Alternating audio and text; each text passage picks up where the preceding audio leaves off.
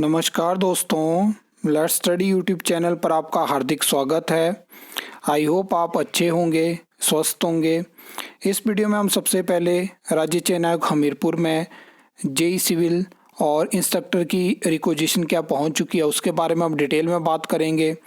उसके बाद हम बात करेंगे कि किस तरह से आज जो हिमाचल प्रदेश विधानसभा का बजट सत्र है उसमें कैसे नौकरियों के सवाल पे जो है वो सरकार मजाक कर रही है, उसके बारे में हम बात करेंगे।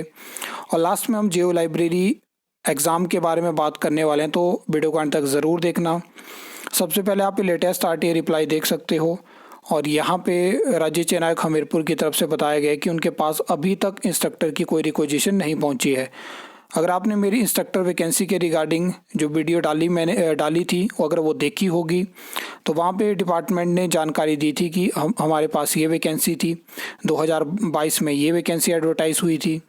उसके बाद कुछ संस्थान बंद हुए, कुछ नए खुले, तो वहाँ पे इस तरह से पोस्टें जो है वो इंक्रीज़ हुई, डिक्रीज़ हुई।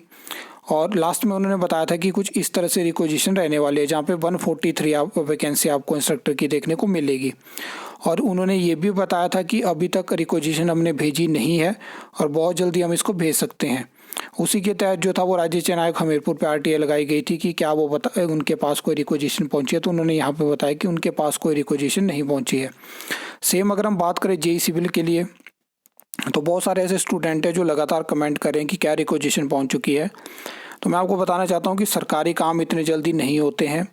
जो पीडब्ल्यूडी और जल शक्ति विभाग की वैकेंसी थी जिसके रिगार्डिंग मैं ऑलरेडी आपको बता चुका हूं कि अब सेपरेट कैडर में वो भर्ती होगी जो कि JE civil as a job trainee होगी और उसमें थोड़ा भी टाइम लगेगा। लेकिन जो टीडीसी और टीसीपी की वैकेंसी है वहाँ पे उम्मीद थी कि हो सकता है कि उसकी रिक्वेजिशन पहुँच गई हो, लेकिन वो भी नहीं पहुँची है।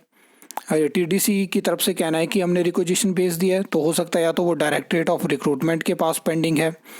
मैंने आपको बताया कि बहुत सारी ऐसी भर्तियां हैं जो कि डायरेक्टरेट ऑफ रिक्रूटमेंट के पास पेंडिंग है और उससे ज़्यादा बहुत सारी भर्तियां ऐसी हैं जो कि फाइनेंस डिपार्टमेंट के पास पेंडिंग है। अगर आपने मेरी लास्ट वीडियो देखी होगी तो वहाँ पे हमने बात करी थी कि कौन कौन सी वैकेंसी फाइनेंस डिपार्टमेंट के पास पेंडिंग है। जो स्टेट की आर्थिक स्थिति है उसके अकॉर्डिंग बहुत सारी भर्तियों की जो फाइलें होंगी वो फंसेगी फाइनेंस डिपार्टमेंट के पास, वहाँ से क्लियर हो पाना उनका मुश्किल है। या तो वहाँ पे कटौती होगी या तो बहुत और चीज़ें हो सकती हैं, उसके बाद ही आपको नई भर्तियाँ हिमाचल प्रदेश में जो वो देखने को मिलेगी। तो ये चीज़ होगी। बाकी यहाँ पे बात कर लेते हैं, जैसे कि आप जानते हैं कि विधानसभा का बजट सत्र जारी है और आज जो प्रश्न थे वो जो नौकरियों से जुड़े थे तो उसमें मेन था कि जो एचपीएससी डीसी शिमला से आउटसोर्स भर्तियाँ निकलती हैं तो उसमें कितनी अभी तक 3 सालों में नौकरियां दी गई और कितनी ऐसी रिक्वेजिशन है जो किस टाइम पे कॉरपोरेशन के पास है और एडवर्टाइज़ नहीं हो पाई हैं, और क्या आउटसोर्स भर्तियों को बंद करने का सरकार विचार रखती है। तो यहाँ पे जब ये बजट सत्र शुरू नहीं हुआ था उससे पहले ही मैंने आपको बताया था कि नौकरियों से जुड़े जो सवाल होंगे वहाँ पे मैक्सिमम रिप्लाई आपको ऐसे देखने को मिलेंगे कि सूचना एकत्रित की जा रही है और वैसा ही यहाँ पे हमें रिप्लाई देखने को मिला। अभी दूसरा प्रश्न जहाँ पे सेम यहाँ पे ये भी एक मेन प्रश्न था जहाँ पे बहुत सारी इन्फॉर्मेशन मिल सकती थी, तो यहाँ पे भी सूचना एकत्रित की जा रही है और यहाँ पे भी जो आंकड़े हैं वो शेयर नहीं करे गए। पिछले कल का भी आपने देखा होगा तो वहाँ पे भी मैंने बताया था कि किस तरह से सूचना एकत्रित की जा रही वाला रिप्लाई हमें देखने को मिला।